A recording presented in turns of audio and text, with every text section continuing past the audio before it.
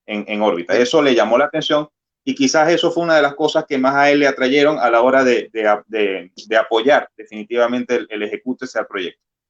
Exacto.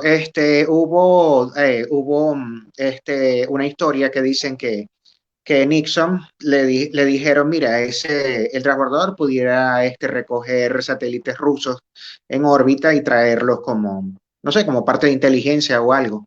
Y eso fue y dicen que fue lo que movió a Nixon a darle el apoyo al programa del transbordador espacial. Sí, así es. Entonces, bueno, pasamos a la siguiente lámina. Exacto. Vamos a conocer un poco cuál fue el concepto definitivo que ganó y el que en efecto vimos volar en los años del transbordador. El transbordador espacial consiste básicamente en tres componentes principales.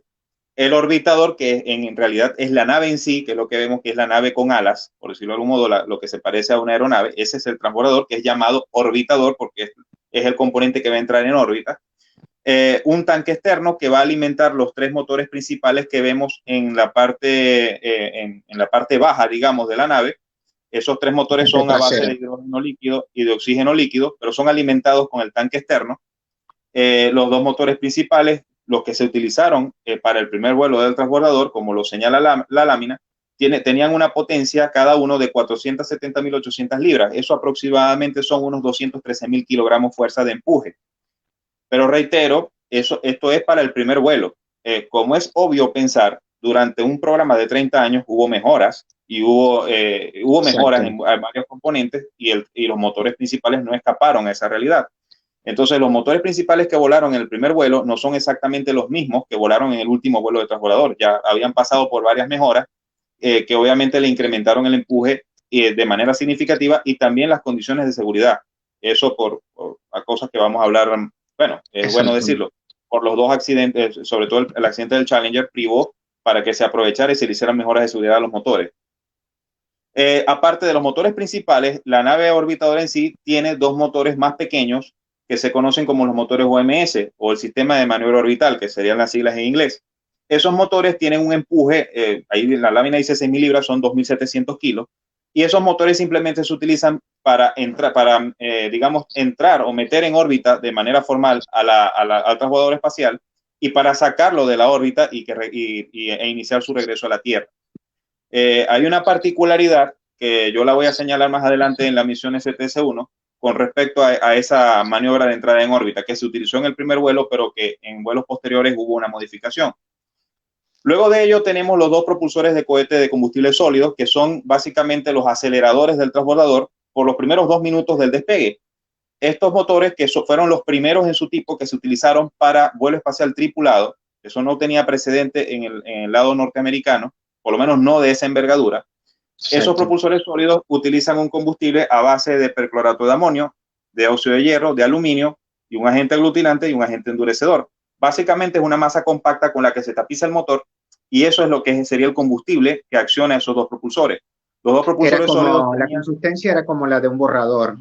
Es correcto, como la goma de borrar. Los propulsores sólidos de ascenso tenían una potencia aproximada de 44 millones de caballos de fuerza y se utilizaran por 2 minutos de vuelo. Los primeros 2 minutos le daban el primer, digamos, empujón hacia la órbita al transbordador. De hecho, en el momento de lanzamiento aportaban el 75% de la potencia necesaria para alzarse de la plataforma. El otro 25% obviamente lo ponían los motores principales. El tanque externo que ya comenté es un enorme tanque consistente en dos tanques en uno, el tanque de oxígeno líquido y el tanque de hidrógeno líquido. Básicamente sirve para alimentar a los motores principales y es la única pieza que es 100% desechable del sistema. O sea, el tanque externo solamente se utilizaba en una sola vez en ese vuelo. No tenía mayor objetivo que alimentar los motores principales y luego de su separación, este tanque externo, dependiendo de la trayectoria de la misión, iba a caer en el Océano Índico, en una zona obviamente que no tenía nada que ver con la navegación comercial, o en el Océano Pacífico. Eso iba a depender de la trayectoria. En el caso de la misión que nos atañe, la misión STS-1, ese tanque externo cayó en el Océano Índico. La trayectoria que tenía el Columbia le permitía eso. Y bueno, esa es una descripción, digamos, general de lo que fue el concepto que finalmente se construyó del transbordador espacial. Obviamente, una característica también que fue característica, del transbordador y del programa, es que el trabajador espacial, como era un vehículo mucho más grande que los vehículos espaciales predecesores, permitió alojar más tripulaciones, más tripulantes. Empezamos a ver vuelos donde ya volaban de 5 hasta 7 astronautas. Incluso hubo una misión que fue un caso particular que volaron 8. Eso no tenía precedentes en los vuelos espaciales. La nave Apolo, del programa lunar Apolo, lo más que alojaba eran a 3 astronautas, y la nave Soyuz también, lo más que llegó a alojar fueron a 3 astronautas. El transbordador superó eso con creces, y eso también permitió y le dio mayor acceso al espacio dentro de lo que es obviamente la élite de personas que fueron destinadas a tripular estos vehículos. Amplió la diversidad de lo que eran las tripulaciones. Empezamos a ver tripulaciones también con gente, digamos, de la raza, como llaman en Estados Unidos, afroamericana, o de la raza asiática, o también empezamos a ver mujeres que en el lado norteamericano empezaron a volar, fue ya en el programa de transbordador espacial. Entonces, bueno, fue un vehículo que en ese sentido tuvo ese aporte. Pues, su tamaño permitió tener multitripulaciones en el espacio. Tener más volumen de tripulación. Se me pasaba una cuestión característica, la bodega de carga del transbordador. Exacto. Recuerden que yo les dije que el Departamento de Defensa le exigió a la NASA que el transbordador pudiese levantar por lo menos 60,000 libras de carga útil. Eso iba a ser alojado en ese hipotético caso en la bodega de carga de 18 metros de longitud. Y el transbordador iba a tener también un brazo robótico que le permitía posicionar en órbita cargas, o incluso capturar satélites y para hacer reparación. Eso fue básicamente un estándar en el programa de transbordadores. El brazo robótico era hecho por Canadá. Canadiense, correcto. Y iba a comentar, la bodega de carga tenía, yo lo dije, un poco más de 18 metros de largo y 4.5, 4.6 metros de ancho.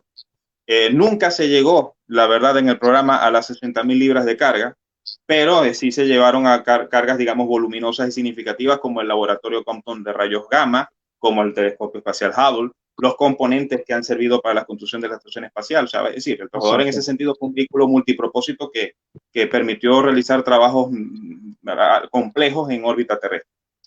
Exacto. Pasamos a la siguiente lámina. El transbordador, su capacidad de carga creo que eran en 20 toneladas métricas en órbita baja. Y, de 20 a 25, sí, si mal no recuerdo. Sí, exactamente. Y gracias a... y más que todo fue del Departamento de Defensa de los militares que pedían ese tipo de capacidad para requerimientos de sus voluminosas cargas de satélites espías, satélites de comunicaciones, todo relacionado con defensa. Claro. Sí.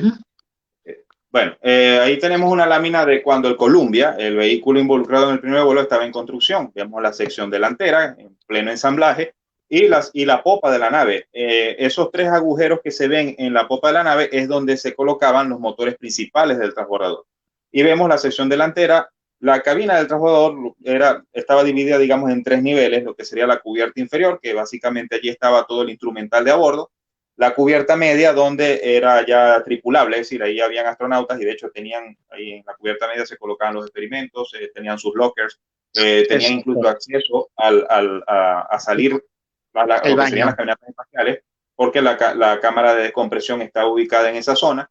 Y la cubierta superior, que básicamente era el puente de mando, donde estaba el capitán, el comandante y el piloto, que podían gobernar a voluntad el vehículo, y que en ese puente de mando, en la parte posterior, tenía unas ventanas que daban vista hacia la bodega de carga, donde los especialistas que hubiesen sido designados para manipular el brazo remoto tenían la visibilidad allí, aparte de que de por sí el brazo remoto tenía su propia cámara, y habían cámaras instaladas en la bodega de carga que les ayudaban a tener visual de las operaciones que se estaban llevando a cabo. O sea, un vehículo muy complejo, de hecho, hasta cierto punto sigue siendo el vehículo más complejo que se ha hecho a nivel espacial hasta la fecha. El Columbia se inició su construcción en el año 74 y se vino completando en el año 79. Es justo decir que antes del Columbia, con la designación técnica del Columbia era el OB-102, vehículo orbital 102, se había hecho el vehículo orbital 101, que era inicialmente se iba a llamar Constitución, pero por la tremenda campaña que hicieron los seguidores de la serie Viaje a las Estrellas, lo cambiaron a Enterprise. Y aunque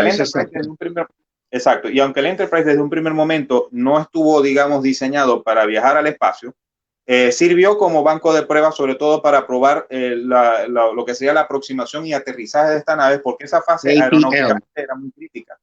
Recordemos, como yo les dije al principio, que el concepto obligaba a que la nave regresara de la órbita y aterrizara como un avión, pero con un planeo, es decir, planeando, sin motores a voluntad. O sea, iba a aterrizar en el primer único intento posible. Eso forzó a que se diseñara un programa de pruebas de aproximación y aterrizaje que fue llevado a cabo a bordo del Enterprise, soltado desde un 747, para poder ensayar esa fase de vuelo que era, digamos, delicada. Los 5 vuelos que tuvo ese programa fueron exitosos y recabaron información. Y el Enterprise, si bien, aunque hubo un interés inicial digamos, de dotarlo de la condición para que pudiera volar al Para que espacio, puedas para el a la espacio, final, nunca se llevó. sí, a la final los mismos cambios que hubo durante la construcción del Columbia hicieron, digamos, que dotar a la Enterprise de capacidad de vuelo espacial era poco rentable y eso quedó relegado pues después a museo. Pasamos a la siguiente lámina.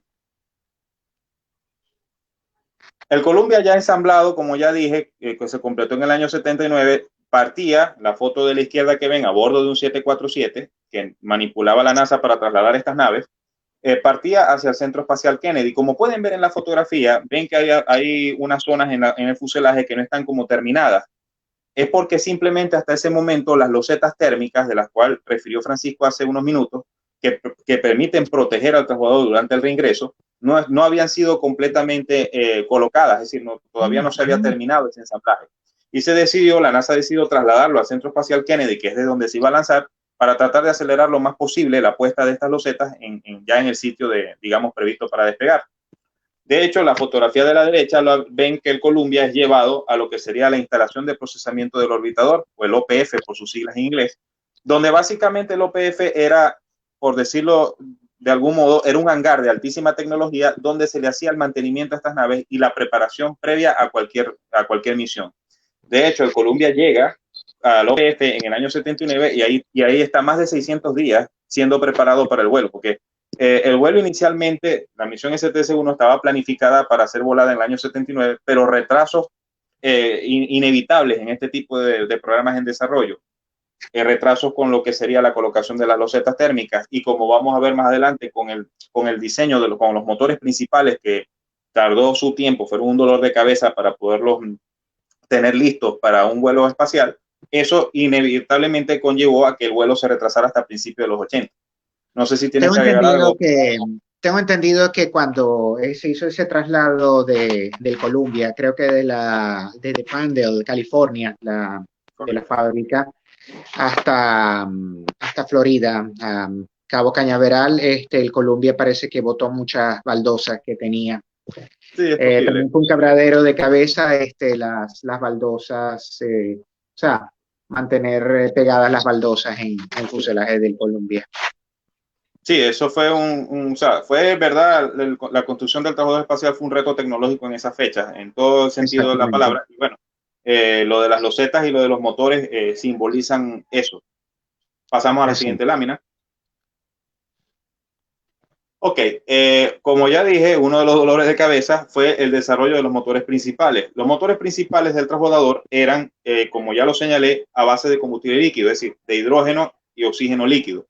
En su tipo, en su época, eran los motores más potentes que se habían hecho y la particularidad de que eran reutilizables, que eso tampoco tenía, digamos, un precedente. Quizás el precedente más inmediato fue el motor J2 de la segunda etapa del cohete Saturno V, de la tercera etapa, perdón, que permitía reencenderse una vez más para enviar el tren Apolo módulo lunar a la Luna. Pero esa solamente se encendía una sola vez y ya. Aquí los motores principales estaban diseñados para ser utilizados por 55 veces antes de necesitar una rehabilitación. Ahí vemos la empresa Rocketdyne, o la entonces Rocketdyne, fue la empresa constructora de estos motores. Ahí vemos una fotografía de cómo le acoplaban los motores a la popa del transbordador, obviamente pues en las instalaciones de procesamiento del Centro Espacial Kennedy. Y bueno, vemos algunas especificaciones del motor. El motor tenía una longitud de 4.3 metros, un diámetro de gato vera de 2.4 metros, pesaba cada uno unas 3,5 toneladas, generaba cada uno un empuje de 1.670 kilonewtons, esto a nivel del mar, es decir, con presión atmosférica completa, digamos, es decir, de 101.3 kilopascales, pero en el Exacto. vacío tenía un impulso de 2090 kilonewton. Ya yo más o menos les dije en la lámina anterior, cuando estábamos describiendo al trabajador espacial, cuánto era ese empuje en kilogramos fuerza, que creo que eran 213.000 kilogramos fuerza de empuje. Él tiene un impulso específico, o tenían un impulso específico de 366 segundos a nivel del mar y 452 segundos en vacío. El impulso específico, para explicarlo en términos simples, es básicamente una medida de la eficiencia de cuán eficientemente se consume el combustible para generar la misma masa de consumo de combustible, un impulso equivalente en ese peso, un impulso equivalente. Es decir, es una relación entre lo que se consume de combustible y lo que se genera de empuje, pero exactamente la misma cantidad de propergol. Propergol estamos hablando la combinación entre lo que sería el oxidante y el combustible que se utiliza pues, para la combustión. Entonces, mientras más segundos tenga ese impulso específico, pues obviamente la mezcla es más eficiente. Entonces, bueno, eso es más o menos para que tengamos una idea lo que significa el impulso específico. Los motores principales denominados RS-25, si bien fueron desarrollados para el programa de transbordadores, es bueno aclarar que se van a seguir utilizando por un tiempo más porque estos motores estarán presentes en el sistema de lanzamiento espacial o SLS, que es el vector que se está diseñando, que se está construyendo, que va a impulsar la cápsula Orión Exacto. y las cargas pesadas para el programa del regreso a la Luna. Igual, por cierto, los propulsores sólidos de ascenso que se utilizaron en el transbordador espacial en una versión mejorada y creo que con 2 módulos adicionales van a ser también utilizados para el motor SLS. No sé si tienes algo más que agregar, Francisco. No, no, eso es todo. Los motores creo que eran un poco más poderosos que los F1 que se usaron en la primera etapa del Saturno 5. No. Entonces, No tengo no la tanto. cifra, pero no tengo la cifra, pero tengo entendido que los tres motores principales en conjunto sí podían igualar un solo Al motor F1 F1 del Saturno. uno. Sí, pero los tres en conjunto, uno solo no, jamás. O sea, el Comprendo. motor F1 sigue siendo el motor más poderoso que se ha hecho del lado occidental, es decir, del lado norteamericano a la fecha, al unísono, de manera unitaria, a eso me refiero. Claro, claro. Sí, sí, en efecto, sí, un motor bastante poderoso y diseñado para que pudiera Sí, usarse una y otras veces antes de ser. claro, no, Ajá. continúa, Fran, disculpa. No, no, continúa, ya terminé. No, yo lo que iba a comentar, Francisco, es que de todas maneras, para el peso que tenían estos motores RC25, pues eran los más potentes en cuanto a generación de potencia en relación con peso. Y la característica, obviamente, de que eran reutilizables. Es decir, eh, de, muchos de estos motores se volaron variedad de veces en varias misiones, porque obviamente pasaban por un mantenimiento posterior y de esto eran vueltos a ser habilitados para ser colocados en el transbordador que se dispusiera. Lo que iba a comentar, que creo que ya lo comenté antes, como es lógico pensar en un programa de 30 años de operatividad, estos motores sufrieron mejoras. Los motores principales que se utilizaron para impulsar al Columbia en el primer vuelo, no, jamás y nunca eran los mismos que impulsaron al Atlantis en el último vuelo en el año 2011. Estos motores pasaron por un programa de Exacto. mejora. La primera mejora que se hizo, que incluso ya estaba en desarrollo para el momento previo al primer vuelo, era mejorarle un porcentaje más el impulso, que el impulso, digamos, nominal para el cual fue diseñado, y eso se consiguió.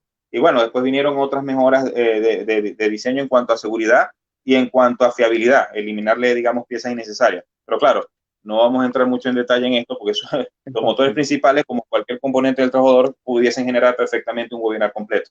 Entonces, pasamos a la Exacto. siguiente lámina. Bueno, Frank, esta lámina es tuya.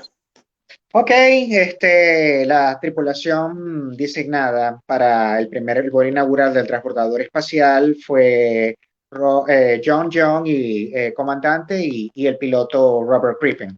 John Watts Young era veterano fue uno de los pocos veteranos de la era dorada de la exploración espacial en los años 60, que todavía seguía en NASA. Él fue uno de los 9 del segundo grupo de astronautas. En 1962 tuvo a compañeros en su promoción como a Neil Armstrong, a Gene Lovell, Frank Borman. Y una persona ya tenía varios vuelos en su haber. Empezó con la Gemini 3, que fue el primer vuelo del programa Gemini. Después voló en la Gemini 10. Posteriormente, en el Apolo, voló como piloto del módulo de comando del Apolo 10, que fue el ensayo general antes del primer alunizaje. John culminaría después con el alunizaje, alunizando en la Luna y caminando en la Luna en el Apolo 16 en 1972. Él sería el noveno hombre en caminar sobre la Luna. Datos dicen de que creo que fue cuando él estaba en la Luna que Nixon habían aprobado el programa del transportador espacial y creo que él hizo saltos o algo así de alegría de haber sido aprobado el programa del transportador espacial. Él continuó en la agencia y debido a su experiencia... De hecho, la aprobación del programa parece mentira, como tú bien lo señalas, fue durante el transcurso de la misión Apolo 16 y él incluso leyó la nota de que habían aprobado el programa del transportador sin imaginarse que él iba a ser el comandante del primer vuelo. Exacto. Una persona muy valiosa, con mucha experiencia. Él incluso después él incluso estuvo en la NASA hasta el año 2004, ya por motivos de la edad y salud, se tuvo que retirar de la NASA. Pero él continuó en la agencia, incluso cerca de la oficina de astronautas, aun cuando muchos colegas de ellos, ya con varios vuelos en su haber, decidieron retirarse y ir hacia nuevos horizontes. Robert Lauren Crippen era el novato de los dos. Él había sido seleccionado astronauta en 1969. Él, junto a Carol Bocco y William Thornton, habían venido de las escuelas de pruebas, de pilotos de pruebas de Edwards en California, y ellos habían posiblemente sido designados para el proyecto MOL, Magnet Orbiter Laboratory, o sea, un laboratorio, una estación espacial manejada por la Fuerza Aérea de los Estados Unidos.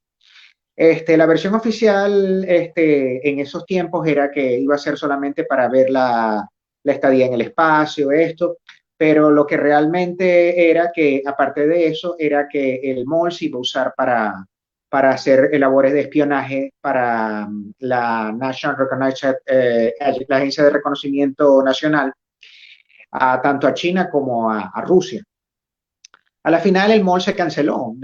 Nixon le parecía que era demasiado arriesgado y prefirió relegárselo a los satélites espías. ¿Qué pasó? Que NASA absorbió a Crippen y formó parte del grupo de astronautas. Crippen participó en una misión análoga, o sea, una simulación de una misión de la Skylab, antes de que fuera lanzado el laboratorio espacial de la estación espacial de Skylab, donde Thornton y Bocco y él simularon una estadía de unos meses en tierra. Él también sirvió de apoyo para la misión Apollo-Soyuz. Incluso Robert Crippen fue el Capcom, el comunicador de la cápsula, el que podía hablar con la cápsula, tenía el enlace con radio con la cápsula durante la misión Apollo-Soyuz. Y bueno, posteriormente la Apollo-Soyuz sería la última vez que Estados Unidos usaría las cápsulas Apolo. Claro. Y por supuesto, él sería designado como el piloto de la misión ST-1, la primera del programa espacial. Otra cosa que se me olvidó decir, él también sirvió de apoyo al Approaching Landing Test, o sea, las pruebas de aproximación y aterrizaje del Enterprise en los finales de los años 70. Nunca voló un test de esos, pero sirvió de apoyo. Finalmente, una consulta. Disculpa, una consulta que te iba a hacer. ¿Tú conociste a alguno de ellos dos? No. Tristemente no los llegué a conocer. Yeah. Nunca los llegué a conocer. Me hubiera conocido, solamente conocí de John, conocí a su compañero de viaje en el Apolo 16, que es Charlie Duke. Charlie Duke. Y hasta ahora creo que es la persona más joven que ha caminado sobre la Luna. Ujú. Está bien. Excelente. Crippen volaría después de la ST-1 3 misiones más antes de retirarse y él se dedicaría a algunas, él sería director del Centro Espacial Kennedy por un tiempo hasta que él finalmente se retiró de NASA y formó parte de la directiva de Cycle, que era la contratista que desarrolló los cohetes reforzadores del transbordador espacial, los SRB. Correcto. Excelente. Entonces, bueno, fueron seleccionados y bueno, tuvieron la responsabilidad de inaugurar el programa del transbordador espacial. Pasemos a la siguiente lámina, por favor. Exacto. Bueno, ahí vemos una fotografía. Si quieres, sigue conversando, Frank. Ahí está, por lo menos Sí, están a bordo del ahí Columbia en está la entrenamiento. prueba de STA. Creo que ese avión es un de ese... Grumman. Gulfstream. Sí, yo lo Grumman. vi en un evento de lo que llamaban el NASA Open House. Lo tenían, yo fui a Ellington Field y ahí lo tenía exhibido. Sé que el avión lo usaban mucho los pilotos del transbordador espacial, los astronautas para simular el aterrizaje, la aproximación a aterrizaje. Era lo más parecido que tenían ellos para hacer eso. Sí, porque Yo recuerdo que aeronáuticamente se portaba como el transbordador en esa condición. exactamente, detrás de la silla que están mostrando en la foto, creo que había atrás como una consola o algo así. No sé si era para evaluar ahí no se ve, pero yo recuerdo cuando No, yo visité, no, pero la visité, foto que está, tú dices, la foto que está a la izquierda en la lámina es en el Columbia, es a bordo del ok, transbordador, no del CTA. ok, O sea, ellos ok. están esa foto fue tomada, por lo que vi, creo que fue en octubre del año 80, es decir, unos meses antes del primer vuelo, y Ujú. ellos están como familiarizándose con la cabina, es Y decir, todos los ensayando sistemas. con la cabina real del Columbia. Lo que pasa es que ahí estaban en el OPF.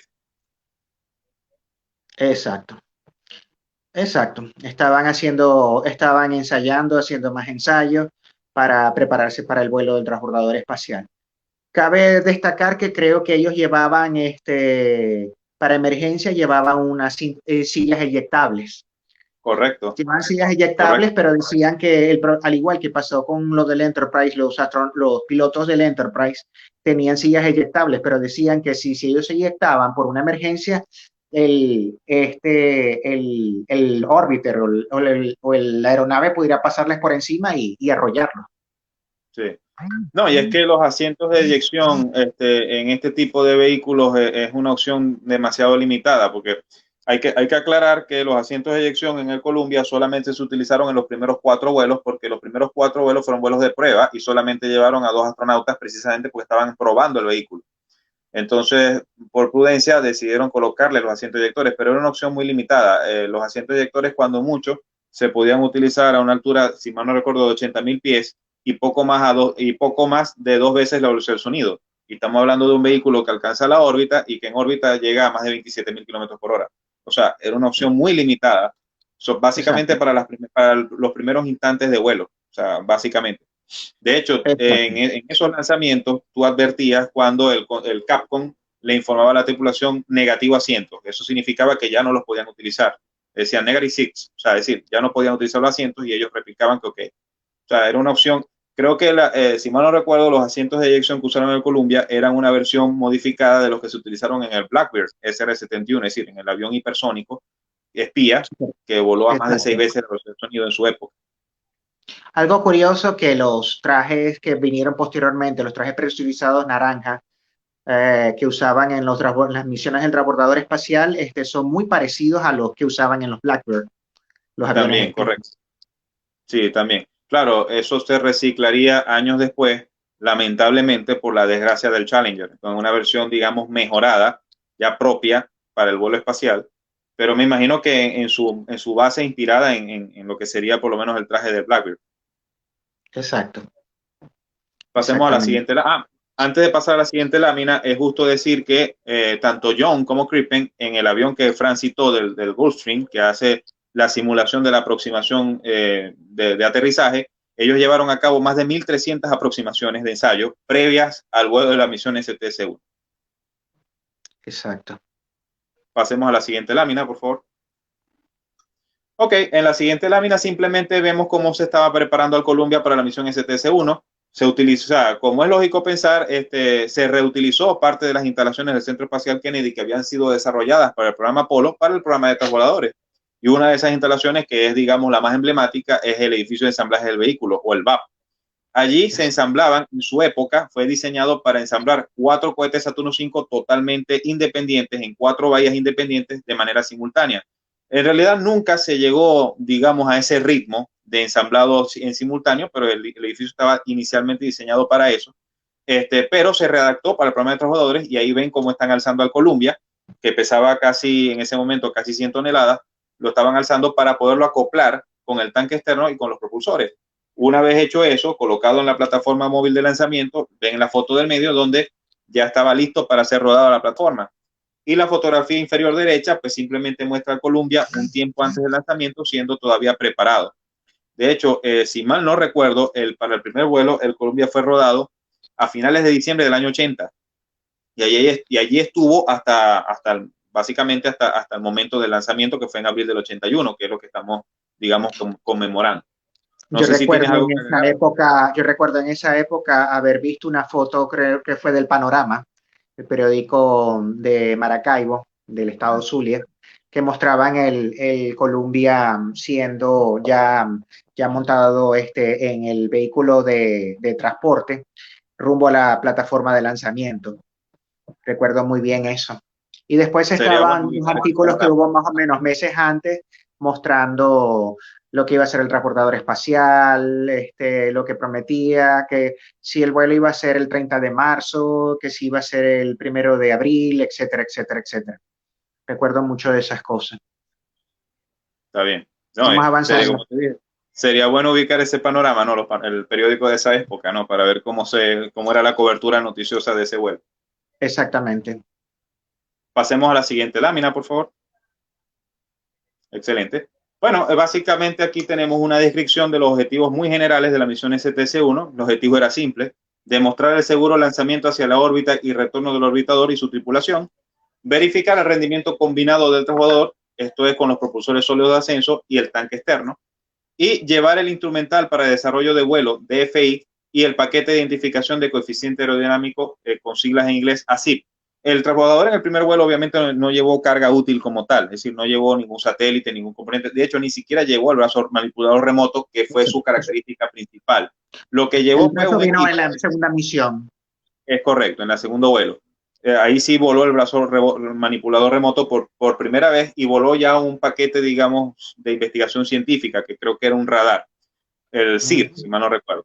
Pero en el primer vuelo solamente llevó un paquete instrumental que servía para medir y registrar el performance de la nave en órbita, porque básicamente era un vuelo de prueba. Era el primer vuelo y se quería, digamos, por muchas simulaciones que se pudieran hacer en tierra, pues no es como, jamás y nunca es igual a en condición real de vuelo.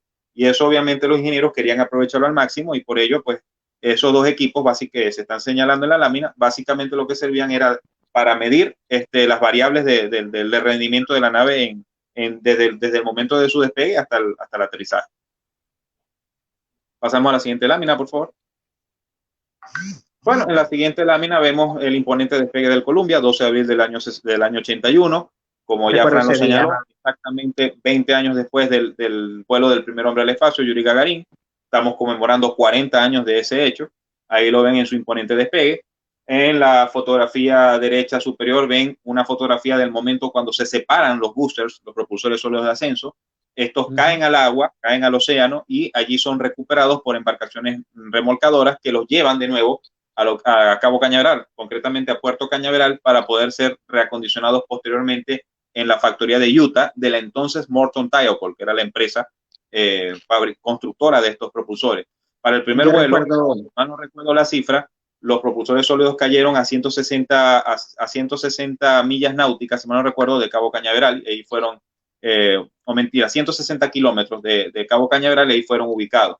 Ven una fotografía en la parte inferior de la lámina donde se muestra uno de estos remolcadores precisamente arrastrando, llevándose consigo uno de los propulsores que se utilizaron en esta misión. ¿Tienes algo que agregar, Francisco? Sí, que me acuerdo muy bien de ese día. Yo tendría 11 años cuando eso. Y yo recuerdo muy bien que los vuelos, la prensa estaba siguiendo el primer vuelo del transbordador espacial. Y bueno, siempre habían retrasos, más retrasos, hasta que finalmente llegó el 12 de abril de 1981. Eso estuve chequeando y eso coincidió con la Semana Santa de en esa época. Era creo que Domingo de Ramos. Imagínate. Y cuando yo había ido a una fiesta, algo así, y cuando yo regresé, me puse a ver la televisión, entró a mi cuarto el entonces novio de una de mis hermanas y me puso la televisión y vi el lanzamiento del transbordador espacial. Casualmente ese día, el mismo diario Panorama le había dedicado una página entera hablando de la hazaña de Gagarin de ser el primer hombre en el espacio. Y casualmente, por cosas del destino, coincidió el primer vuelo del transbordador espacial con el primer vuelo de un ser humano en el espacio. No en balde, las Naciones Unidas declararon el 12 de abril como el Día Internacional del Vuelo Tripulado al Espacio. Sí. De hecho, es bueno también recordar que si bien la fecha pautada para el despegue inicialmente digo yo en el año 81 no era el 12 de abril, se había programado para el 10 de abril, 2 días antes, y unos Exacto. minutos o un tiempo antes del despegue, del lanzamiento, pues el despegue se retrasó porque hubo un problema de sincronización con una computadora. El transbordador tenía Ahora 5 sí me acuerdo. computadores. Sí, El yo transbordador recuerdo muy tenía bien. 5 computadores, 4 computadores, digamos, principales, titulares, y un computador que era backup. Y este computador backup no se estaba sincronizando de manera debida con las 4 computadoras principales. Y aunque teóricamente la nave podía ser lanzada así, no era prudente, por si acaso había una falla, y menos en un primer vuelo. Y la NASA decidió obviamente suspender el lanzamiento, que Sí, lo tengo el suspendió lanzamiento, 48 exacto. horas. Sí. Entonces, pasemos a la Exactamente. siguiente lámina, por favor. Bueno, ahí ven una de las fotografías de la misión STS-1 en vuelo. Lamentablemente, este vuelo mostró cierta premonición, entre comillas, porque hubo pérdida de losas térmicas, lo que Exacto. lamentablemente, un fallo que desgraciadamente se repetiría, sería algo repetitivo en el programa, pero se repetiría fatalmente en el año 2003 con esta nave. Eh, Allí ven en la fotografía izquierda de la lámina, ven como en los posts, digamos, en las carcasas, entre comillas, de los motores OMS, ven como hay varias losas que se han perdido. Y la Sí, pérdida de estas losas fue por un problema en el sistema de supresión dinámica de la plataforma, que no fue lo suficientemente efectivo como para prevenir que una onda de choque del momento de la ignición se reflejara, entre comillas, en la nave y eso pues produjera pues una vibración eh, que se tradujo en la pérdida de varias losetas térmicas. Inicialmente hubo la preocupación de que las losetas térmicas más afectadas fueran las de la zona inferior, que son las más críticas porque son las que soportan el reingreso de pleno, el reingreso atmosférico. Las losetas que estamos viendo en la fotografía, si bien son importantes, no eran tan críticas porque no están expuestas directamente al plasma del reingreso, las de inferior sí. Pero bueno, exacto. afortunadamente para ese vuelo todo salió bien, a pesar de la pérdida de losas, pero desgraciadamente fue algo, se puede decir hasta cierto punto premonitorio. Veo Yo una fotografía de recuerdo, John. Dime, perdón, Frank. yo recuerdo una foto del área de la cola, donde están los motores principales, el de la izquierda, que ampliada en el diario, durante la cobertura que hicieron los medios creo que fue en el diario Panorama, mostraban eso y por supuesto la preocupación que el transbordador hubiera perdido tantas losas que no pudiera resistir la reentrada. Sí. Sí, y Ujú. lamentablemente por muchas mejoras que hubo, porque de hecho con el correr de los tiempos se mejoró el pegamento que se utiliza para esas losas, para esas baldosas térmicas, igual hubo, porque igual hubo pérdidas y bueno, lamentándolo mucho fue un factor también en el programa. Por Vemos supuesto. por lo menos una fotografía en el lado derecho de la lámina de John Young en órbita, haciendo obviamente las revisiones de rigor, y de Crippen, que también estaba pues en ese momento haciendo revisiones en lo que sería ese sería el puente de vuelo, el puente, la cubierta superior. Pasemos a la Exacto. siguiente lámina. Una cosa que quería agregar del lanzamiento era que Ronald Reagan, en ese tiempo, él parece que tenía ciertas simpatías con el programa espacial. Él iba a asistir, creo que al lanzamiento el primer lanzamiento del transbordador espacial. Pero días antes, el 30 de marzo de ese mismo año, sufrió un atentado y Sí, estaba correcto. convaleciente. Él creo que fue a raíz de la ST-2 que él asistió al lanzamiento Sí. o recibió a la tripulación. Sí, yo creo que Cuando no, se él entregó. recibió, si mal no recuerdo, tendría que revisar si en la STS-2, yo creo que les hizo fue una llamada, pero en la Exacto. misión STS-4 sí recibió a la tripulación en Edwards, porque la misión STS-4, que fue la última del programa de pruebas del transbordador, él la recibió en Edwards y aparte de eso partió el Challenger, que era la nave nueva, hacia Cabo Cañaveral, hacia el Centro Espacial Kennedy, a bordo del 747. Entonces hicieron ese doble acto ese día. Pero Reagan sí llamó a la tripulación de la ST-1 Sí, en sí. órbita para felicitarlos y recuerdo muy bien eso, que él llamó creo que desde la oficina Oval para felicitarlos por el logro de la puesta en órbita del Columbia. Sí. Ahí vemos Ujú. más fotos de la misión STS en vuelo, STS-1, perdón, en vuelo. Vemos una vista de la bodega de carga del Columbia durante la misión STS-1 y vemos también una fotografía del Monte Etna en Italia. Vamos a la siguiente lámina. Vemos una vista de la capital de la República Islámica de Irán, Teherán, desde la órbita, y vemos una vista de la cordillera del Himalaya. Recordemos que la cordillera del Himalaya es el techo del mundo, o sea, ahí es donde están las cimas más altas del planeta, y vean cómo se ve de manera impresionante desde la órbita. Pasemos a Exacto. la siguiente lámina. Vemos una fotografía de la bahía de Tokio en Japón, capital de esa nación asiática, donde por cierto deben ser los próximos Juegos Olímpicos. Y la bahía de Nápoles en Italia está en la foto derecha. Pasemos a la siguiente lámina. Y bueno, El después de aterrizaje. 54 horas y media, que fue la duración del primer vuelo de transbordadores, el Columbia se prestó a regresar. Afortunadamente, a pesar de la falla en las losetas térmicas que ya Francisco y yo citamos, el regreso fue seguro, o sea, la nave reingresó como era característica de este tipo de vehículos. Más no recuerdo, creo que la inclinación era de poco más de 30 grados sobre lo que sería la capa atmosférica. Reingresa a la atmósfera a una velocidad aproximada de Mach 25 o 25 veces la velocidad del sonido. Los motores OMS, los motores de maniobra orbital que yo les comenté en láminas anteriores, son los que se disparan para frenar el vehículo desde la velocidad que tiene de órbita para que éste pueda reingresar. En el caso de la misión STS-1 del Columbia, el reingreso se dio estando sobrevolando el Océano Índico y de ahí voló hacia el Océano Pacífico porque iba a descender en la base Edwards del estado de California. Posteriormente, Todo cuando estaban ya más experimentados, pudieron aterrizar directamente en Florida y de esa forma ahorrarse el transporte en el 747 modificado desde California hasta Florida.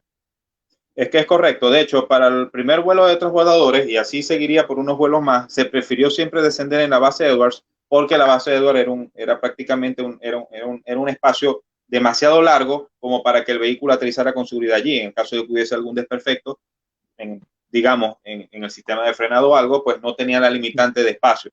En el Centro Espacial Kennedy sí, tenían los kilómetros de pista y de ahí ya no había más nada. Entonces siempre se Exacto. prefirió el descenso en Edwards en los primeros vuelos por ello.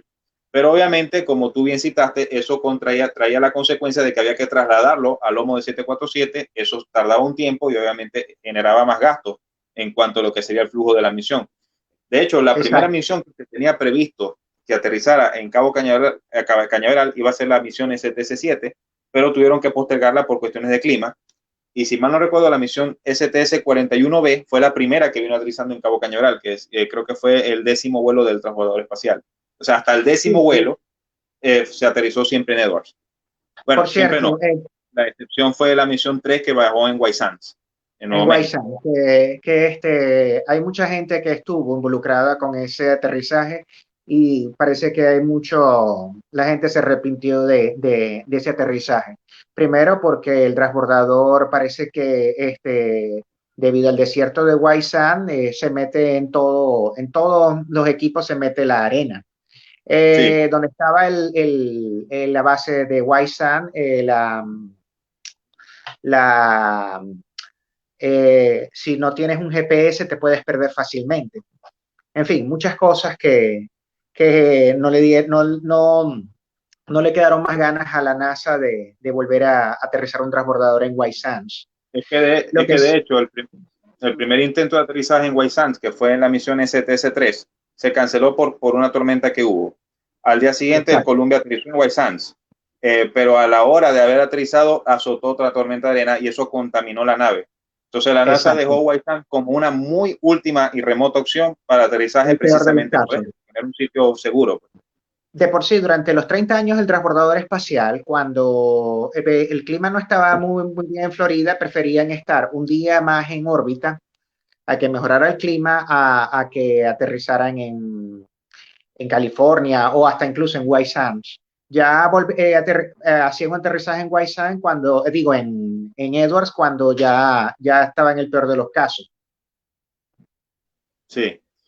Una cosa que Bueno, quisiera agregar del a ver, aterrizaje del Columbia, 2 días después de su lanzamiento, yo recuerdo que el Canal 8, BTV, transmitió en vivo el aterrizaje del Columbia en Edwards. ¿verdad? Y yo recuerdo que quien estaba narrando ese evento era nada menos que Walter Martínez, de Dossier. Imagínate. Bueno, Ujú. eso, esas dos cosas, el Canal 8 y dosieres de antología ahorita, si pensar en eso, Sí, pero bueno, exacto. pasemos Yo a... recuerdo que después hicieron como una repetición del aterrizaje con la música del tema principal de la Guerra de las Galaxias. Imagínate, me imagino. Está Exacto. bien. Bueno, ahí vemos en la foto inferior, obviamente, a John Young y a Crippen bajando de la nave, obviamente eufóricos porque la misión había sido un completo éxito. Pasemos a la siguiente lámina, por favor. En la siguiente lámina, pues tras el aterrizaje, como fue también costumbre en los aterrizajes de estos vehículos, se acercaba un convoy de equipo especial, de camiones especiales, que básicamente lo que hacían era drenar de la nave sustancias altamente tóxicas. Algo que se me pasó a explicar en la lámina del que les expliqué la configuración del transbordador, es que el transbordador, además de los motores principales, además de los motores OMS, también tenía 44 motores pequeños a reacción o thrusters, como se les dice en inglés, Ujú. que básicamente le permitían posicionarse o mejorar la actitud de la nave en órbita. Tanto los OMS como ese sistema de thruster utilizaban combustible hipergólico. El combustible hipergólico es un combustible que solamente arde al mero contacto de los dos elementos necesarios, arde, no necesita un sistema adicional para entenderse. Lo malo es que es altamente tóxico. De hecho, respirar eso equivale a que se te disuelvan los pulmones. Unas pocas partes por millón son muy letales. Entonces, parte Demasiado. de los fluidos tóxicos que se drenaban del transbordador al momento del aterrizaje era precisamente este tipo de combustible y, por supuesto, remanentes de sustancias que se habían utilizado en la nave durante la misión. Eso con respecto a la fotografía izquierda de la imagen. La fotografía derecha es del Columbia 2 semanas después de haber aterrizado, regresando al Centro Espacial Kennedy a lomo de un 747 para ser obviamente revisado y preparado para el segundo vuelo que se llevó a cabo, la misión STS-2, en noviembre de ese año. Estamos hablando del vuelo que fue en abril del 81. Fue preparado todos esos meses previos hasta el mes de noviembre, que fue la segunda misión pautada. Entonces, si quieres agregar algo, Francisco. Sí, ahora que estoy viendo la foto al T-38 escoltando al 74, conjunto 747 Columbia, cuando el primer aterrizaje de los transbordadores espaciales venía siempre escoltado por un escuadrón de T-38 Sí, Talón. Yo creo que era más talón. que todo para guiar y dirigir al comandante en la pista de aterrizaje. Una No, cosa es y que la escolta, disculpa, Fran, la escolta también era para verificar la integridad de la superficie del transbordador en su regreso. Sobre todo sí, en ese primer vuelo, inspeccionar cuántas piezas aproximadamente se habían dañado o se habían perdido de las exacto. losetas y ver cómo estaba regresando la nave a nivel estructural. Y también hay algo curioso, los transbordadores espaciales por lo general, cuando empezaban el reingreso era todo automatizado. Se ponía en ejecución un programa que hacía que el transbordador prendiera los motores principales, descendiera y empezara a reingresar. Ya después creo que menos de un match de velocidad, ya el comandante agarraba los controles, los mandos y dirigía la nave a la pista de aterrizaje. Sí, es correcto. Eso básicamente era el procedimiento. Exacto. Pasemos a la siguiente lámina. Ok, vamos a ver la misión STS-1 que ya vimos en fotografías, pero ahora la vamos a ver en cifras. El peso del Columbia, de la nave de lanzamiento, del puro orbitador, aclaro, fue de 99.4 toneladas. tuvo una altitud en órbita, una altitud, digamos, estandarizada de 307 kilómetros, una inclinación de 40.3 grados de esa órbita, o sea, la inclinación de la órbita respecto al ecuador de la Tierra. Ellos completaron 37 órbitas, o sea, 37 órbitas en ese vuelo de 54 horas y media. La duración, para ser más precisos, 2 días, 6 horas, 20 minutos y 53 segundos. La distancia de rodado en pista, es decir, lo que rodó el Columbia desde el momento del contacto hasta su frenado completo, fue de 2.741 metros. El tiempo de este rodado fue de 60 segundos. La distancia recorrida total, acumulada, desde el lanzamiento hasta su aterrizaje, fue de 1.729.347 kilómetros. El peso de la nave al aterrizaje fue de 88 toneladas. Vean la variación, obviamente por el consumo de combustible y ciertos componentes que se desechan. Y en total se perdieron 16 losetas térmicas, afortunadamente ninguna en áreas, digamos, críticas de la nave, y se dañaron otras 148, como es lógico suponer, al ver que fue por un problema en el sistema de supresión dinámica de la rampa. Este sistema fue modificado y a partir del segundo vuelo pues no brindó ese problema de nuevo. Ya si las losetas se perdían eran por otros factores que no tenían que ver con el sistema de la plataforma. Exacto. Eso fue la misión STS-1 en cifras. Algo que se me escapó mencionar, lo comenté, o sea, lo dejé en abreboca cuando hablamos de los motores principales. Los motores que volaron en el Columbia fueron la primera versión, digamos, de estos motores. Con esa primera versión, la nave espacial, ni bien apagaba los motores, todavía le faltaba, digamos, algo de impulso para entrar en una órbita estable sobre la Tierra. Y es por ello que allí se efectuaba un disparo de los motores de maniobra orbital, que era el disparo número 1 del OMS. Esta última patada, entre comillas, que le daban estos motores adicionales a la nave, era lo que permitía que el Columbia entrara en una órbita elíptica, que en el caso de la misión 1 era de 60 millas náuticas en su punto más bajo y 160 millas náuticas en su punto más alto. Cuando la nave alcanzaba, digamos, el punto más alto de esa órbita elíptica, disparaba de nuevo los motores OMS, que sería el disparo número 2, para circularizarla, es decir, para volverla con un radio lo más constante posible sobre la Tierra.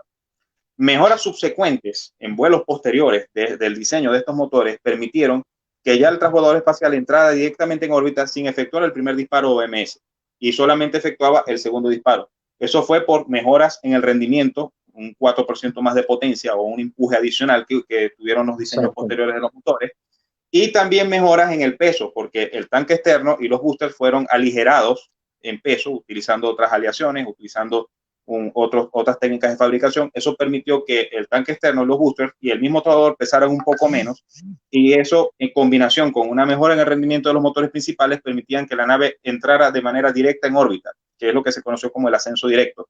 Creo que el primer vehículo que hizo eso fue el Challenger en la misión STS-41C, si mal no recuerdo. Yo quería agregar algo, ahora que estás diciendo de las mejoras. Sí. ¿Perdón? Obviamente que todas estas mejoras fueron incorporadas al resto de los vehículos, entre esos el Columbia, obviamente. Bueno, si ustedes se fijan en los tanques externos del transbordador, del primer tanque externo de la misión del Columbia, de la ST-1 y la ST-2, el tanque era blanco. Y después lo vemos del color naranja. ¿Por qué? Porque parece que era la pintura aislante.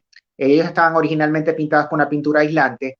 Entonces decidieron, para aligerar el peso, decidieron no agregarles la pintura esa aislante. Y aunque créanlo o no, eso creo que daba un poco más de rendimiento en cuanto a peso. Sí, es que de hecho no pintar el tanque, como tú muy bien señalas ese detalle, Frank, le ahorraba a la NASA, aparte de dinero en cuanto a la labor de pintado, le ahorraba a la NASA 270 kilos aproximadamente. De hecho, ahora que lo señalas, las mejoras que se hicieron al tanque externo, estamos hablando antes del desastre del Columbia en 2003, se centraron básicamente en aligerarlo. El primer tanque, el que voló en esta misión, pesaba unos 77,000 libras. De 77,000 libras salió después el tanque ligero, porque el primer tanque que voló en el transbordador era el tanque estándar o de peso estándar, así lo denominó la NASA. Exacto. Estaba a 77,000 libras. De 77,000 libras lo llevaron a 65,000 libras, que fue el tanque ligero, que voló por primera vez en el primer vuelo del Challenger, en la STS-6. Exacto. Así voló hasta la misión STS-91, donde se introdujo el tanque superligero, que ya de 65,000 libras llevó el peso a 55,000. Obviamente utilizando una aleación de litio-aluminio, que era mucho más, digamos, mucho menos Ligero. pesada, o voluminosa, mucho menos pesada, perdón, que la aleación que se utilizaba anteriormente. Y ese tanque superligero es lo que permitió que el transbordador pudiera alcanzar con facilidad relativamente la Estación Espacial Internacional y llevar módulos, digamos, pesados, porque ahorrándole peso, digamos, o cada peso que tú ahorres en el tanque externo o en los componentes externos de la nave, es un peso adicional más que tú puedes llevar de carga. Exacto, exacto. Es muy fundamental, o sea, cualquier peso que pueda ser ahorrado es clave para poder alcanzar una mayor órbita o para llevar más cargas cada vez más pesadas al espacio. Así es. Sí. Pasemos a la siguiente lámina, por favor. Y bueno, después de la primera misión de transbordadores, pues esta lámina simplemente simboliza todo lo que fue el programa de transbordadores en cuanto a su utilidad. Vemos una foto ya conocida del primer lanzamiento, del primer vuelo. Vemos a Bruce McCandless probando la mochila MMU, que fue una foto muy emblemática, sobre todo en los 80 del transbordador espacial.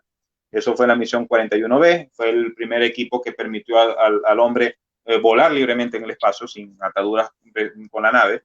El transbordador espacial también sirvió para hacer reparaciones de satélites en órbita. Y vemos la primera reparación que se hizo a bordo de estas naves, a bordo del Challenger en la misión 41C. Solar Obviamente Max. son muy conocidas las misiones de servicio y reparación del telescopio espacial Hubble. Vemos una fotografía de la puesta en órbita del telescopio espacial Hubble, eso fue en el año 90, y así como el Hubble, el transbordador colocó en los 80 varias cargas comerciales y también varias cargas científicas ya en los 90. Y por supuesto, a la final, terminó cumpliendo el rol para el cual había sido diseñado, que era servir de enlace entre la Tierra y una estación espacial. Porque lo irónico es que la primera vez que cumplió con este cometido lo hizo con un vehículo para el cual nunca se creyó que iba a trabajar, que era con la Estación Espacial Rusa Mir, cuando los primeros acoplamientos con la Mir en el año 95. Pero eso fue previo a lo que sería el esfuerzo internacional de la Estación Espacial Internacional, que es una realidad en la actualidad, y que solamente fue posible, o en gran parte fue posible, gracias a los vuelos del transbordador que permitieron llevar los componentes a la órbita y hacer su ensamble como si fuese un gran Lego en el espacio. Vemos una fotografía de la Estación Espacial Internacional. No sé si tienes algo que agregar. Yo recuerdo cuando estábamos a principios de los años 80, un artículo de Mecánica Popular que se hablaba de estación espacial para los años 90. Era más que todo de lo que se vislumbraba de repente, de verle una utilidad al transbordador espacial a través de ensamblar una estación espacial y lo que vendría siendo un artículo de Mecánica Popular hablando de una estación espacial que lo que vendría siendo conocido en ese entonces como la Estación Espacial Freedom, que iba a ser Estados Unidos más sus aliados de Europa y Japón. Que Fue si mal recibir no el recuerdo, espaldarazo de... la Freedom la promulgó Ronald Reagan, creo que fue en el año 84 o 85, fue a medio de los 80 Sí, que él más o promulgó. menos, más o menos. Después, claro, por supuesto, cuando fue pasando el tiempo, el muro de Berlín se cayó la Guerra Fría, hubo un acercamiento entre antiguos rivales como Estados Unidos y la Unión Soviética, y entonces para salvar el programa de lo que había sido la Freedom, evolucionó en lo que vendría siendo la Estación Espacial Internacional. Esta vez metiendo a los rusos como socios gracias a su experticia, de esa forma, poder llevar a cabo este proyecto de gran envergadura. El transbordador espacial, por supuesto, tuvo su rol, su capacidad de carga sirvió para enviar componentes claves para la construcción de la Estación Espacial Internacional. Así es. Pasemos a la siguiente lámina, por favor. Bueno, Francisco Galoy y mi persona, pues muy humildemente, pues la presentación, el webinar, queremos dedicarlo a la memoria de las siguientes personas. El comandante John, comandante del primer vuelo, él falleció en el año 2018. Ya Fran explicó 3 años. la veteranía de este señor. Lamentablemente ya fallecido. Y también a las dos tripulaciones, 14 excelentes profesionales, destacados cada uno obviamente en su área, que lamentablemente perdieron la vida durante el programa de transbordadores. Todos recordamos el caso de la misión STC-51L a bordo del Challenger. La 25ª misión de transbordadores, y la tripulación de la misión STC-107, que fue el último vuelo que efectuó la nave que efectuó el primer vuelo de transbordadores, el Columbia. Sí. A la memoria de estas personas, pues dedicamos este webinar. Podemos mencionarlos: el comandante Dick Scobie, el piloto Michael Smith, los especialistas de misión Ronald McNair, Ellison Onizuka, Gregory Jarvis, que era especialista de carga, la especialista de misión Judy Resnick, y obviamente la que todo el mundo recuerda de este vuelo, la maestra de escuela Krista McAllister. Quería Correcto. agregar algo. John Young fue prácticamente la conciencia en el cuerpo de astronautas norteamericano.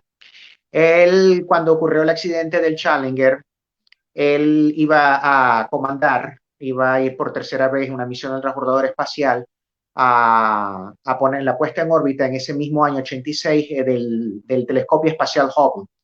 Claro, a raíz del accidente del Challenger, todos los planes se desbarataron.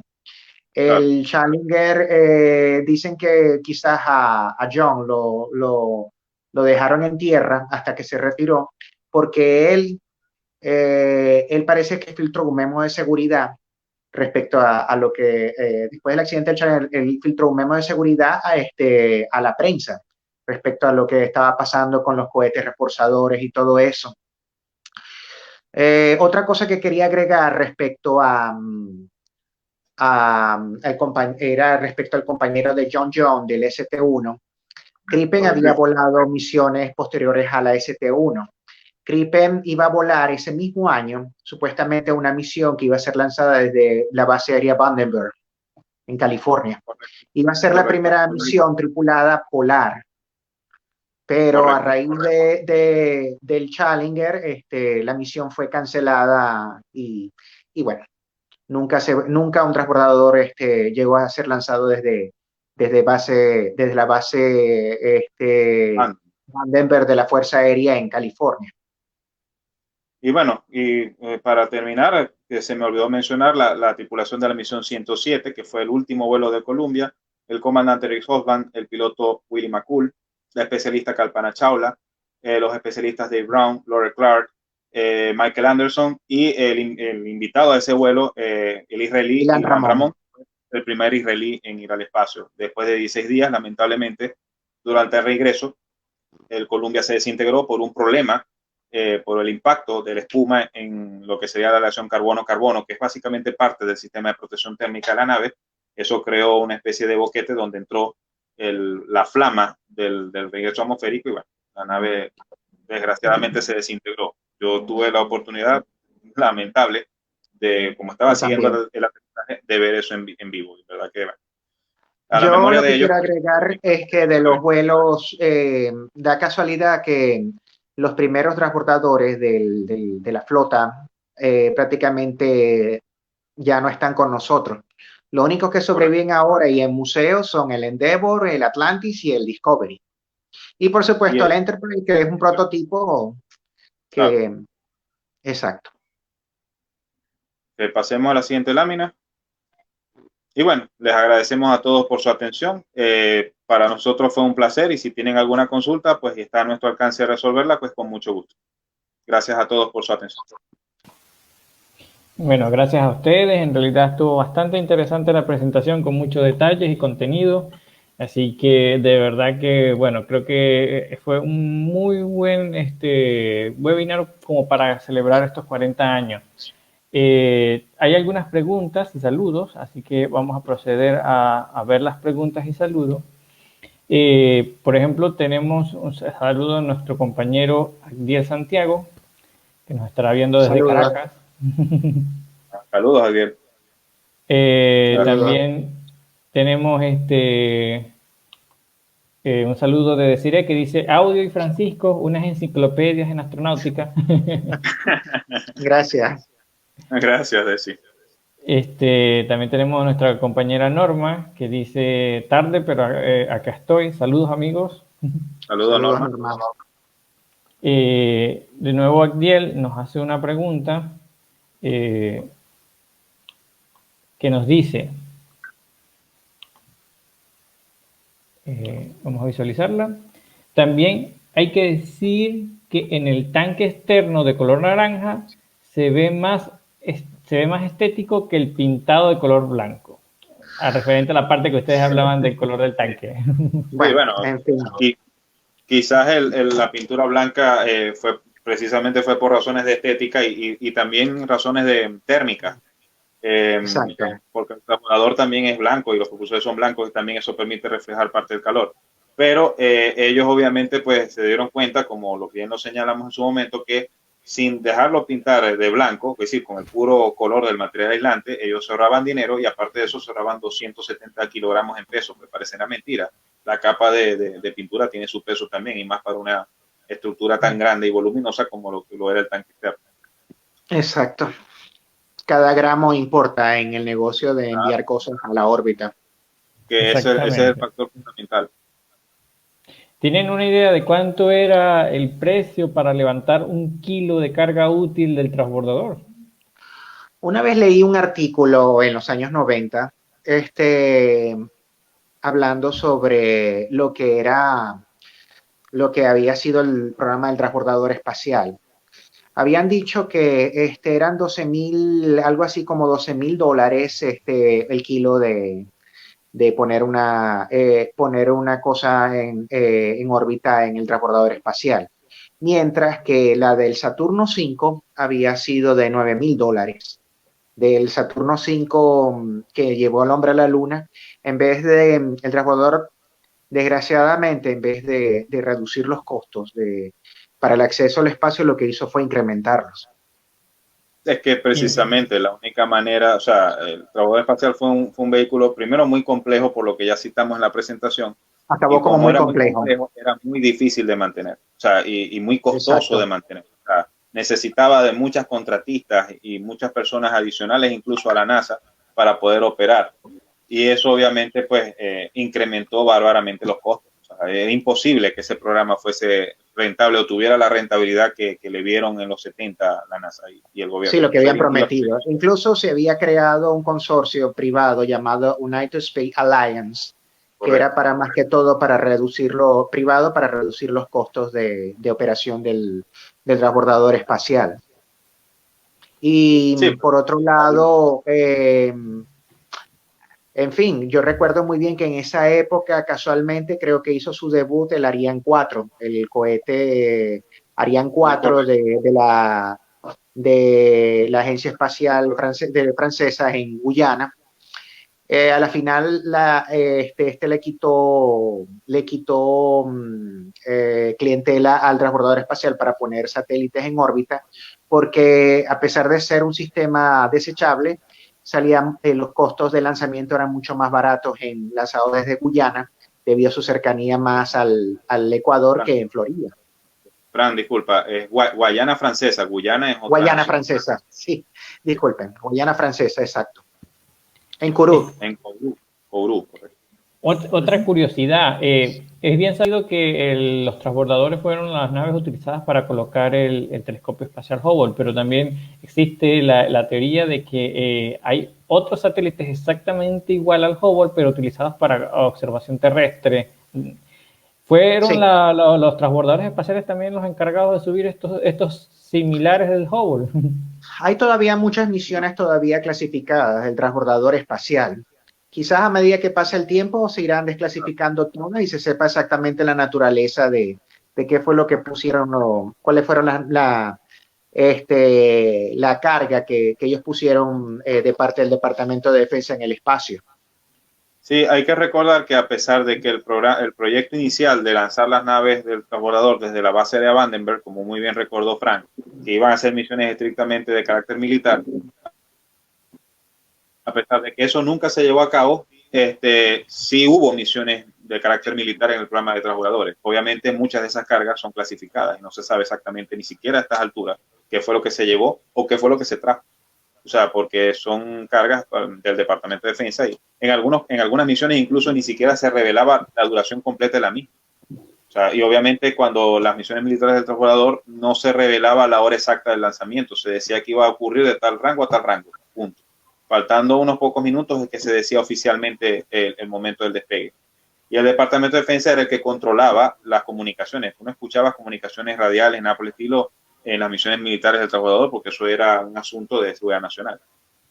Pero las misiones militares de Vandenberg nunca se llevaron a cabo, pues por lo que ya citó Frank, entre eso por la explosión del Challenger, que cambió los procedimientos del programa y con ello se llevó la posibilidad de lanzar desde Vandenberg transbordadores espaciales. Sí se construyó el complejo, el Slick 6, o el Slick 6, que lo llaman. Eso se construyó y se probó, con el Enterprise, por cierto. Se probó la factibilidad de ese complejo, pero hasta ahí, pero nunca se llegó a utilizar. Obviamente, eventualmente, eso se adaptó a otro tipo de cargas de interés para el Departamento de Defensa.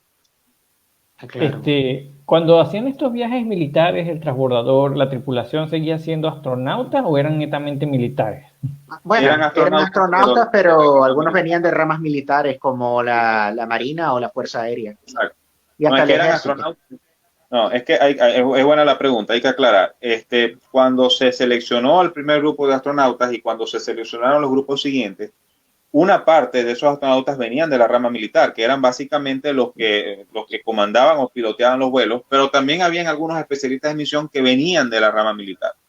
Pero otra parte de ese cuerpo de astronautas seleccionados eran civiles o venían de áreas civiles que no tenían que ver con ninguna rama militar. Entonces, cuando se iba a lanzar una misión del transbordador de carácter netamente militar, los astronautas que iban allí eran militares, todos, o sea, sin excepción. Porque obviamente, pues, la reserva del caso, o sea, reserva de lo que se iba a llevar, de la duración de la misma. A veces, como ya cité, ni siquiera se decía cuánto iba a durar el vuelo. Solamente se decía, se va a lanzar tal fecha y ya. Y no escuchaba las comunicaciones radiales, porque tomaba control del Departamento de Defensa. O sea, siempre se especulaba, obviamente, que era un satélite espía lo que se iba a llevar, pero nunca se sabía con certeza exactamente qué tipo de carga. Era la Guerra Fría en los 80 y muy a principios de los 90. Obviamente, cuando cae la Guerra Fría, cuando cae se disuelve la Unión Soviética, pues ya las misiones militares o de interés militar ya no tenían mucho sentido y eventualmente dejaron de surtir, pues, de seguir en el programa.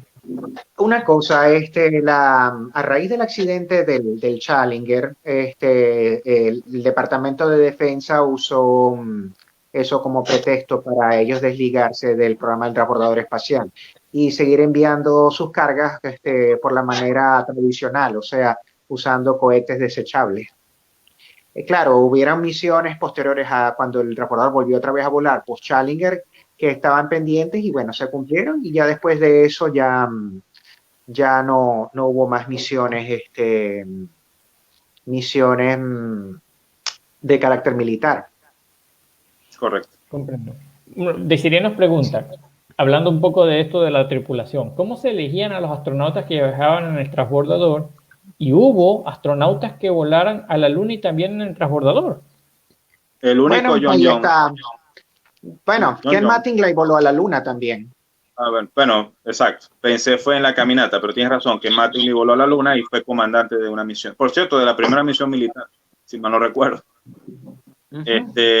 ¿Cómo se elegían a los astronautas que volaban en el transbordador? El proceso de selección de astronautas. Obviamente, pues, miles se suscribían, solamente elegían a unos pocos. Obviamente, pues, para los especialistas de misión pesaba el origen, la experiencia científica que tuvieran o técnica que tuvieran. En la rama militar veían los méritos militares que la persona tenía, las horas de vuelo, o sea, básicamente como es el proceso de selección. Las condiciones físicas, obviamente. Básicamente el proceso de selección que rige pues el perfil psicológico. Aunque en Estados Unidos tengo entendido para esa fecha el perfil psicológico era importante, pero no tanto como en el lado soviético, porque las misiones del transbordador no eran tan duraderas en cuanto a confinamiento. Las rusas sí, los rusos porque se abocaron a la estación espacial, la Salyut y después la Mir. Entonces esas misiones sí eran prolongadas y ahí el perfil psicológico sí era importante. Los rusos, prácticamente ellos nunca abandonaron el espacio a nivel tripulado. Ellos continuaron volando mientras norteamericanos se retrayeron por 6 años, mientras desarrollaban el transbordador espacial, ellos siguieron volando y estuvieron desarrollando y prolongando las estadías en órbita. Correcto. También Desiree nos pregunta, no ha habido ninguna otra nave espacial que sea reutilizable. Resultó un poco inviable hacer una reutilizable. ¿Piensan ustedes que valga la pena volverlo a intentar? Saludos. ¿Por qué no? ¿Por desde qué el no? transbordador no ha habido ninguna que sea reutilizable porque fue algo muy costoso.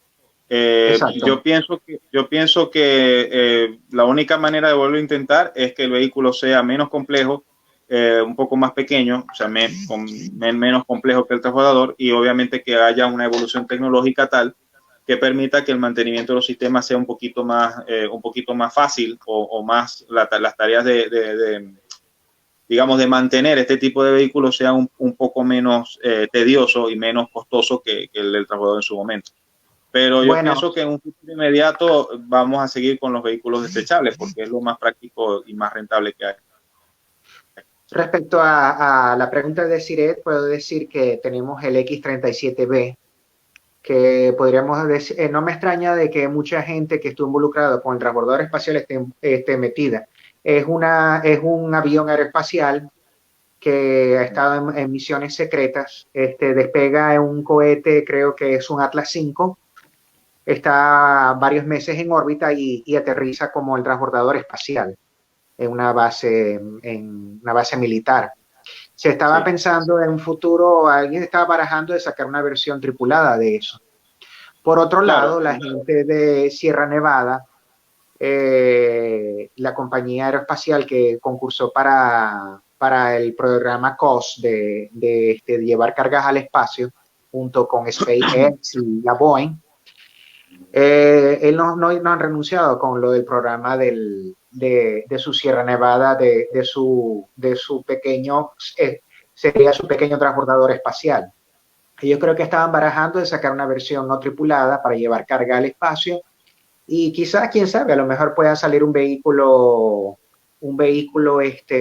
tripulado, una versión tripulada. El Sierra Nevada es como lo que mostraba Audi al principio, un cuerpo sustentador, pero claro, por supuesto, con la tecnología más avanzada, mejor diseño y no tan complejo como el transbordador espacial, quizás pudiera ser más eficiente. claro, estamos apuntando a un vehículo, digamos, de prestaciones y características similares a lo que fue el transbordador, porque está la cápsula Dragón del cohete Falcon Exacto, que es reutilizable. Pero la se está cápsula Dragón, reutilizando. sí, a ver, vamos, en cuanto a transporte es más parecida a la Soyuz, porque básicamente lo que se utiliza es para transportar personas a la estación espacial. No tiene, En su digamos, versión una tripulada. utilidad, una bodega de carga, algo que pueda llevar cargas al espacio y hacer trabajos en órbita. O sea, estamos pensando en un vehículo, digamos, con unas prestaciones o con unas características de trabajo en órbita baja similares a lo que fue el transbordador espacial. Ok. Exacto. Bueno, esa pregunta la iba a hacer en realidad, que si las nuevas naves de SpaceX no se consideraban reutilizables, ya que se No, sí lo recupera son. parte del cohete y la cápsula.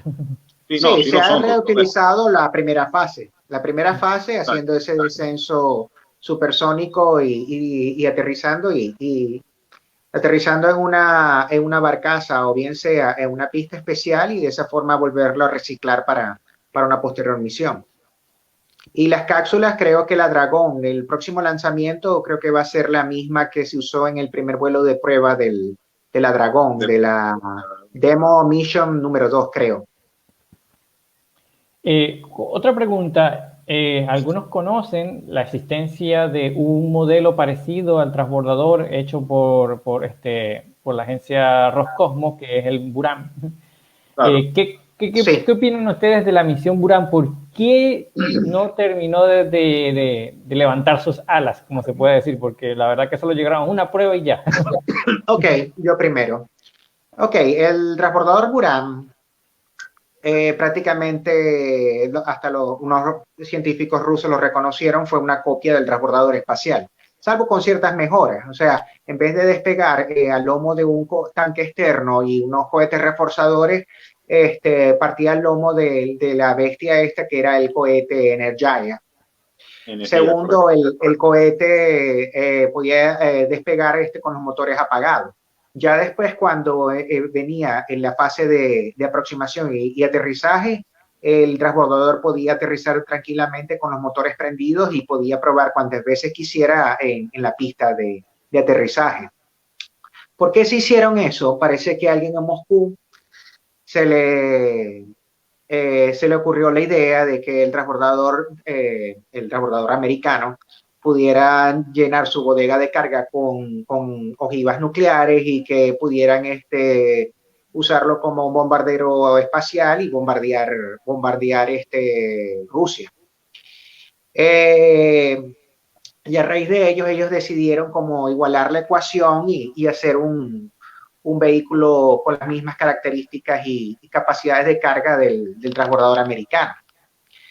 ¿Qué pasó? Que el transbordador ruso soviético voló una sola vez en un vuelo de pruebas en 1988 porque todavía no estaban listos los sistemas vitales para mantener una tripulación. Se estaban entrenando y se estimaba que para principios de los 90 iba a salir la primera misión del transbordador espacial Buran. Desgraciadamente, la Unión Soviética cayó, se desmembró, cayó la Unión Soviética, se desmembró y eso quedó en el limbo y el programa del transbordador espacial ruso desapareció. Es El único transbordador que había despegado, el Buran, tristemente ya no existe porque en el hangar donde se tenía guardado junto con un cohete Energía, el techo parece que colapsó debido a que había mucha nieve acumulada y eso fue en el cosmódromo de Baikonur y bueno, el techo se derrumbó y el transbordador quedó totalmente destruido. Por otro lado, prototipos del transbordador espacial ruso se están oxidando y perdiendo en diferentes partes de Rusia. Creo que algunos han sido recuperados y han sido llevados a algunos museos. Creo que hay uno en Alemania. Sí, no, lo único que iba a agregar es que ese programa, el programa Buran, que como ya bien señaló Francisco, tuvo sus mejoras. Es lógico pensar porque fue desarrollado prácticamente 10 años después del programa norteamericano, del equivalente norteamericano. No prosperó porque simplemente también se dispararon los costos y eso en un país que ya estaba en crisis económica, como el caso de la entonces Unión Soviética, que ya estaba en las postrimerías de su, digamos, de su vida como nación. Eso lamentablemente pues no había fondos para mantener ese programa y eso pues fue lo que hizo que en las primeras de cambio volar una sola vez y quedar en tierra. Perfecto, bien. Ya lo que nos quedan son algunos agradecimientos de las personas que nos estuvieron viendo, como Agdiel, que dice excelente webinar, muchas gracias. Gracias. También Decide nos dice que felicitaciones y gracias por la charla. Material de colección, su charla, así que Gracias, muy amable. tienen bastante recomendación la charla. Y ya nos queda nada más que, bueno, comenzar a despedirnos, agradecer a todas las personas que nos estuvieron acompañando el día de hoy en este webinar para celebrar los 40 años del primer vuelo de un transbordador espacial. Yo tengo que agradecer principalmente a Audio y a Francisco por acompañarnos este día, por mostrarnos Paul, todos sus... ¿Sí? Para que compartas con los que estén viendo si están interesados. Recuerden que nosotros tenemos el canal de YouTube del Gas y ahí tenemos material de muchas cosas, entre esos material del transbordador espacial. Ese enlace es de una lista de reproducción que tenemos allí con material audiovisual alusivo al transbordador. Entonces, para el que esté interesado, pues ahí hay material de video que puede gustarle. En efecto, están todos invitados a visitar el canal de YouTube del GAS, donde siempre van a ver bastante contenido y sobre todo en las cuestiones de viajes espaciales pueden conseguir bastante videos y documentales que pueden disfrutar. Así que más que recomendado, ahí está el enlace para que lo puedan visitar. Y bien, como estaba diciendo, tengo que agradecer principalmente a Francisco y a Audio por compartir todos sus conocimientos en el área aeronáutica, con nosotros. De verdad que siempre es bien apreciado escuchar sus charlas y todo lo que ustedes tienen que decirnos sobre esta área, que la verdad siempre salimos aprendiendo bastante de ustedes. Y volverlos a, invitar en un futuro a los siguientes webinars, cuando ustedes deseen hablar de otro tema de esto, están más que invitados. Gracias. Les dejo el espacio como para que den las últimas palabras sobre cuál era su opinión de este primer viaje y en general de las misiones del transbordador. ¿Qué consideran ustedes en pocas palabras, así como que qué representa las misiones del transbordador en los viajes espaciales? Francisco primero. Bueno, el transbordador espacial significó una época de aprendizaje de más que todo de naves espaciales, de cómo trabajar en el espacio, de más que todo lo que era procesar, volar y y aterrizar una nave espacial reutilizable.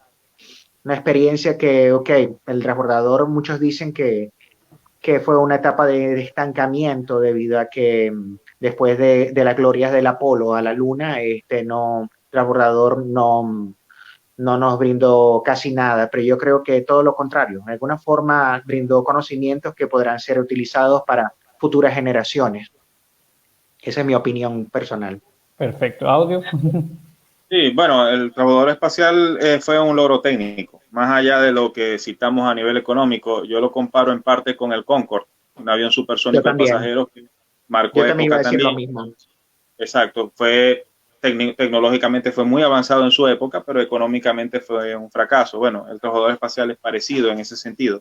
Fue un logro Exacto, técnico, permitió el aprovechamiento o por lo menos permitió hacer trabajos en órbita baja, que eso no tenía un precedente tan profundo como lo que lo hizo el transbordador espacial y permitió que varias personas, que un grupo variado de personas dentro de lo selecto que es esto, pudiese tener acceso al espacio. O sea que yo veo las cosas un poco más positivas con lo que fue el programa de transbordadores. Quizás con una mejora, con un programa de mejoras más profundas que lo hiciese un poquito más viable económicamente, es decir, exacto, cambiándole algo de los módulos de lanzamiento, haciéndole algunas mejoras, hubiese sido un programa más rentable de lo que nunca fue, pero de lo que fue, entre comillas.